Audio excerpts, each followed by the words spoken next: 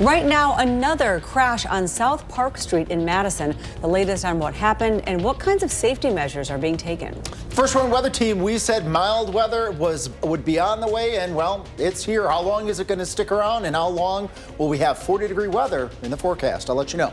And later, could three-year bachelor's degree programs be coming to the universities of Wisconsin? We'll hear from a UW-Madison regent on the proposed policy change. And we welcome you to News 3 Now at 6. Good evening. Thanks for staying with us. I'm Eric Franke. And I'm Sarah Carlson. We begin with the latest on a now former Mount Horeb coach accused of inappropriately communicating with students. That coach has now been arrested. David Chancellor taken into custody this morning following a week-long investigation. He faces charges of stalking and fourth-degree sexual assault. According to police, inappropriate communications and acts took place between Chancellor and a former athlete. Last week, Chancellor was fired from his coaching position. Police say the Mount Horeb School District fully cooperated with this investigation. The mayor of Middleton says she was sexually harassed by a longtime city employee after a meeting last year. In a petition for a restraining order obtained today by Channel3000.com, Mayor Emily Kuhn said Mark Opitz tried to unzip her pants and groped her following her State of the City speech on March 27th of last year. Opitz had worked as Middleton's city planner and zoning administrator since 1999 before retiring in June of 2025. Now, according to the petition, the speech was presented at the Village Green Bar. Kuhn says the groping incident occurred while she was talking to a group of people at a table after the presentation. Following the incident, Kuhn says she reported Opitz to City Human Resources and the city administrator demanding a formal investigation. Opitz resigned 2 days after City Human Resources agreed to launch the investigation. However, the petition says Opitz continued to make Kuhn uncomfortable by becoming a substitute teacher at Kuhn's child's school and also running in an upcoming aldermanic election for Middleton's 6th district. Online court records show Kuhn was granted a temporary restraining order last Thursday, the same day the petition was submitted. An injunction hearing in the case is scheduled for this coming Friday. One person is in the hospital tonight after crashing a pickup into a pet supply store on South Park Street. This after a Madison high school student was hit by a car and killed on Park Street just last week. First responders were called to Nutsy Mutts and Crazy Cats about 9 o'clock this morning for reports of a crash. They found the driver partially ejected from their truck. Crews safely removed the driver and took them away in an ambulance. District 14 Alder Isidore Knox, who oversees the area of this crash, says that there are steps currently being taken to make the area safer. However, some of the attempted safety changes may come with some drawbacks. One of the unfortunate things for the community is we know we're going to have, they're eliminated a lot of left turns on Park Street, where that works for the safety of bus rapid transit. It is an inconvenience to the neighbors who are trying to navigate across Park Street. Meanwhile, there is no word on the driver's condition at this time. No one else was hurt in the crash. The man involved in a crash that killed a Madison Mallards umpire is guilty of homicide by negligent operation of a vehicle. A jury found 70-year-old Michael Bartz of Stevens Point guilty of that charge and reckless driving causing great bodily harm on Friday. That crash happened in July of 2023. 29-year-old Connor McKenzie was a passenger in an SUV on its way to Warner Park when the crash happened. Bartz will be sentenced on April 13th. Right now, Madison police are looking for information about a shooting that injured one person over the weekend. On Saturday night, police responded to Vera Court near Mendota Elementary School for reports of shots fired. There, they found a victim who was taken to a local hospital. Now, police say anyone with information can remain anonymous, and you may be eligible for a monetary reward if any arrest is made. Just contact Madison Area Crime Stoppers at 608-266-6014 or p3tips.com. The Air National Guard will be doing evening training flights this week, today through Thursday. You can expect to hear F-35s taking off or landing until about 8 p.m. on Madison's north side.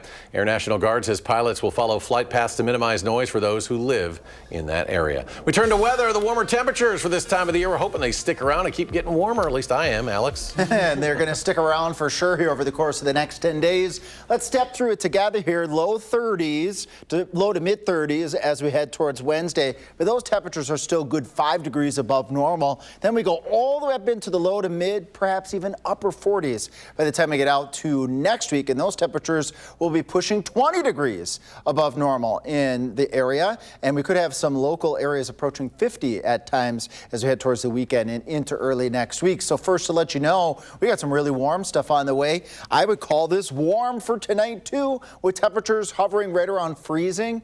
Look at the top of the screen there. It says plan your night. And then underneath it says the average low is 13. The average high for today is 29. So our lows tonight are going to be warmer than our average high temperature for this time of year. We'll go mid to upper 30s to near 40 on Tuesday. Bit in the breezy side. I will track those winds with you when I come back in just a couple of minutes. Right now it's 36, 34 in the Dells, 38 in Camp Douglas. A lot of 36s out there. And it's a battle between the 35s and the 36s from the Madison Airport and areas to the east.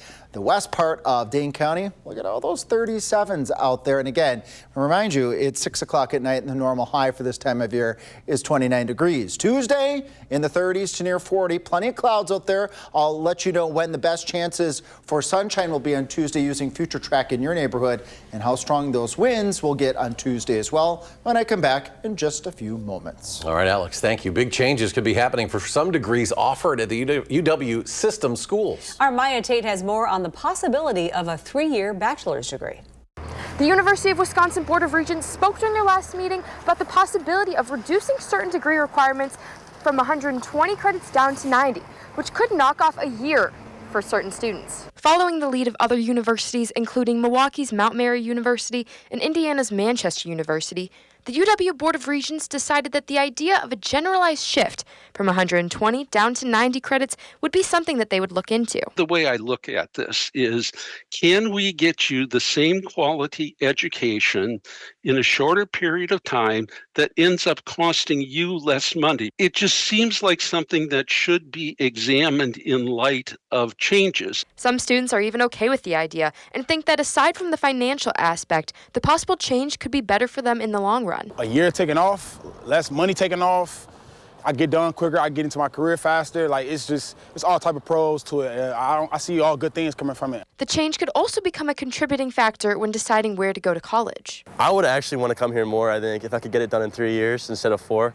Just saving an extra year would be pretty nice, I think. Even though this topic could excite some current students, Regent Timothy Nixon says that none of this is going to happen quickly. Ultimately, this potential policy first needs to pass through different committees and university system faculty before the board can officially make their decision. Even from there, Nixon says it will most likely still be up to the individual university about how they can adopt this policy. Reporting in Madison, Maya Tate, News 3 Now. As of right now, there is no specific timeline for when this topic will be discussed by the Board of Regents again. Happening tonight, the Janesville City Council will consider a direct legislation petition. More than 4,500 people in Janesville signed a petition to the city clerk. Now, it would require the city council to refer any development project at the former General Motors site of more than $450 million to go to the voters. And that would be done through a referendum. It comes as the city could see a potential data center there in Janesville. Late last month, the city council voted that petition down, but they are reconsidering it again tonight. A lawsuit against Madison over uncounted ballots will move forward after a judge denied the city's request to dismiss it. Back in 2024, Madison failed to count nearly 200 absentee ballots. The suit seeks financial damages for the failure from the city and the former clerk. The city made the legal argument that absentee voting is a privilege, not a right, but a judge rejected that argument but did dismiss the clerk's office from the suit, saying the city and clerk's office cannot be sued separately from the city. And coming up next, how Wisconsin was represented in one of last night's Super Bowl commercials. Plus, Valentine's Day almost here. How much Americans are expected to spend on gifts this year? Stay with us.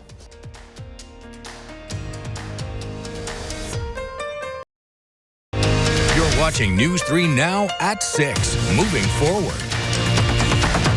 Welcome back. One of the Super Bowl commercials that aired last night is putting a spotlight on a family farm right here in Wisconsin. For the second year in a row, Lay's Potato Chips produced an ad for the big game featuring Heartland Farms in Hancock. That's in Waushara County. It's about an hour and a half north of Madison. Now, the farm has been providing potatoes for Lay's for more than 70 years. And the ad features multiple generations working together, planting and harvesting potatoes. The Pavelski family, which owns the farm, said it was an honor seeing the agriculture industry front and center on such a big stage. It really helps them understand the care and the pride that goes into it. So I think it really solidified that connection between the people eating chips at home and the people who are growing it. Well, they say they hope it helps people better understand where their food comes from. The National Retail Federation expects Americans to shell out a little extra this Valentine's Day. According to the annual survey, shoppers will spend a record $29 billion on gifts. That includes gifts for romantic partners, family members, children's classmates and teachers, co-workers, and even pets. Candy remains the most popular Valentine's Day gift, followed by flowers, cards, a night out, and jewelry. Well, you still have time to vote in the first round of this year's Madison Magazine Best of Madison. Through the end of the month, you can nominate your favorite restaurants, businesses, TV news personalities, writers, and more. This round is write-in only. You can vote once a day in each category with a valid email address. You can also buy tickets to the Best of Business Luncheon through our website, channel3000.com. Still ahead, a look back at a historic weather event. Plus, what lessons the Packers can take from last night's Super Bowl as they head into the offseason. And can we expect more 30-degree plus weather? Fingers crossed. Alex will tell us when we come back. You're watching News 3 Now at 6. Moving forward. Opening statements begin this week in the first trial accusing social media of harming teenagers and their mental health. The plaintiff is a now 20-year-old woman who alleges that Instagram and YouTube harmed her mental health when she was younger. She and her mother accuse the companies of provoking addictive behaviors. The woman says the platforms gave her anxiety, body dysmorphia, and suicidal thoughts. Attorneys for Meta and YouTube appear poised to argue that her family life caused those issues instead. A potential ruling in this case could affect thousands, or hundreds, I should say, of similar lawsuits. Well, it was 2 years ago yesterday. 2 tornadoes touched down in parts of Greene, Dane, Rock, and Jefferson counties. These 2 tornadoes were the first to touch down in February in the state's recorded history. The video here shows the damage left behind.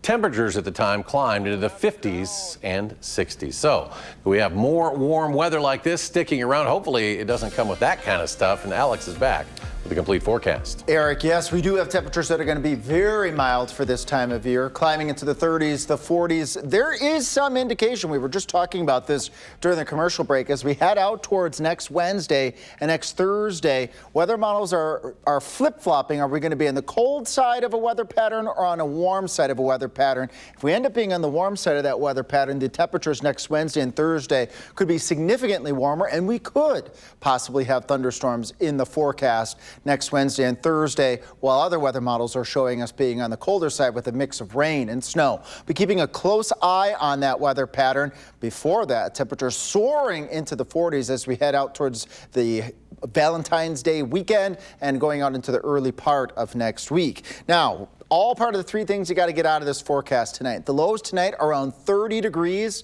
That's near a normal high for this time of year. Breezy on Tuesday. I'll show you how strong those winds are going to be in just a moment. And the rest of the week is looking seasonal, meaning temperatures near or above normal. As you just saw, we're going to see quite a few 30s to near 40-degree temperatures in the forecast. Low 30s for the low temperatures. The lows, our average low for this time of year is 13, and we're going to be in the lower 30s.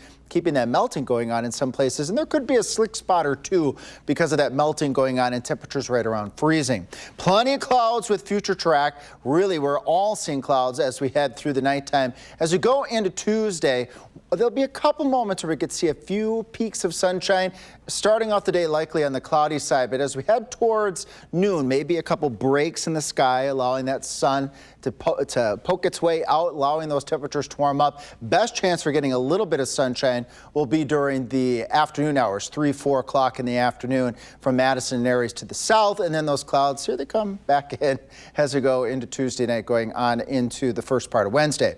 Upper 30s to right around 40 for high temperatures rather. And that average high is 29 degrees on Thursday. So we'll be about 10 degrees above normal. And winds, though, gusty at times, putting just a touch of a bite in the air in the 25 to 30 mile per hour range Tuesday afternoon. And then those winds will ease on up as we head a little bit later into the week. Temperatures staying in the upper 30s to right around 40 degrees. And then we got the low 40s as we head out towards Valentine's Day. And again, we're keeping an eye out mid to late next week. There is the likelihood, after having near or above normal temperatures and a dry stretch, no alert days right now, that we're going to start to see on the right-hand side of the screen there, follow that yellow line, those temperatures staying in the red range compared to blue range, meaning we're going to be above normal as we go out over the course of the next 10 days. Much of the country enjoying mild, warmer than normal temperatures going out into the latter part of February, rather. And I mentioned this at 5, the likelihood, look at all that green across the northern the northern half or so, if not northern 2/3 of the United States, the likelihood of being wetter than normal. And we'll be keeping a close eye on that pattern, because if we're just cold enough, we might get some snowstorms across parts of the upper Midwest. If we end up being on the warmer side of that weather pattern, we may see some thunder in the forecast. Eric? All right, Alex, thank you. The 2025 NFL season now officially in the books after Seattle knocked off New England to win their second championship. Meanwhile, the Packers, they're looking to see what they need to do to bring the Lombardi Trophy back home. Here's News 3 Now's senior Packers writer Jason Wilde on the lessons Packers general manager Brian Gutekunst can take from Seattle. Packers general manager Brian Gutekunst took a different approach to Sunday's Super Bowl between the New England Patriots and the Seattle Seahawks, both of whom have former Packers executives as their general managers. The Patriots, Elliott Wolf, the son of legendary and Pro Football Hall of Fame general manager Ron Wolf. The Seahawks, John Schneider, who now has won 2 Super Bowls and been to 3 during his time in Seattle. Gutekunst decided to watch the game, which he doesn't always do, and he wasn't rooting the same way he normally would, as he told us last week. It's really cool to see. I mean, I really, normally if we're not in it, I could care less about that game and hope they both lose. But in this one, like, I just know no matter what the outcome is, I'm going to be really happy for that person. And that's just it's just a really cool thing for the guys that come from kind of that have been with Green Bay, have come through that process, are still really close. There's guys throughout the National Football League on all kinds of other teams. Just as important are the lessons Brian Gutekunst and the Packers can take from John Schneider and the victorious Seahawks. 1, that team controlled the line of scrimmage on both sides of the ball in their win over the Patriots on Sunday. And 2, they put a big value on special teams. We'll see if either of those things influence Gutekunst's approach this offseason, as now that the Super Bowl is over, everyone is back to square one. We've got more on the story of Ron Wolf and his influence on the Super Bowl from this weekend on our website, channel3000.com, where you can find all of our Packers coverage. And while you're there, you can always sign up for the Packers newsletter, which delivers our coverage directly to your inbox. In Green Bay, Jason Wilde, channel3000.com. We're not giving Jason an off season, by the way, just because it's here. We appreciate all of his work. It's great to have him on our team. And you're here with the rest of the day's sports news. Yeah, absolutely. Still to come in sports, from the basketball court to the baseball diamond. Our teams made some big moves this weekend. All about that next on News 3 Now. And now, News 3 Now Sports, brought to you by TDS Telecom.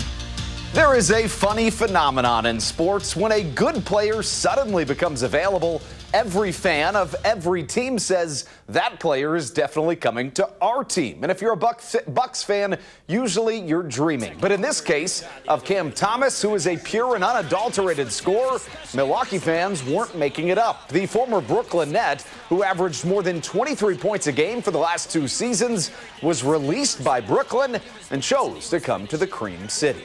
The front office told me that they always wanted me, always called about me, been trying to get me here for years. So that definitely plays a part in your decision to go somewhere.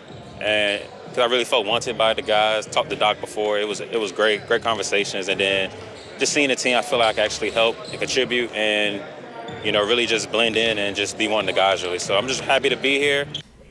Well, speaking of surprises, not only is Bobby Portis competing in this weekend's NBA All-Star three-point contest, but get this, so is Damian Lillard. Yes, the same Damian Lillard that the Bucks waived after tearing his Achilles last year and has not played since. It'll be interesting to see how that pans out. Elsewhere in the association, Sun Prairie's Jalen Johnson was named the Eastern Conference's Player of the Week after averaging a triple-double in a trio of games. This weekend, he'll head to L.A. to compete in his first ever NBA All-Star game.